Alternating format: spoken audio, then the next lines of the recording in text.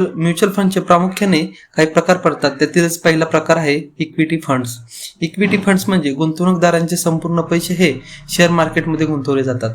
ह्याच्यामध्ये high risk असली तरी ह्याच्यामधून परतावा मिळण्याची ज्यादा संधी मिळते. त्याच्यामुळे गुंतवणूकदार ह्या इक्विटी फंड्सकडे जास्तीत जास्त आकर्षिले जातात.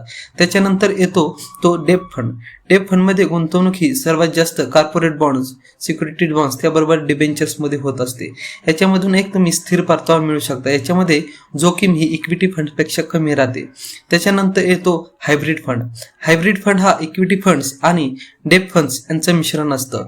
याच्यामध्ये गुंतवणूकदारांना स्थिर परतावा त्याचबरोबर थोडीशी जोखीम व स्थिर असा एक परतावा त्यांच्यामधून तुम्हाला मिळत असतो.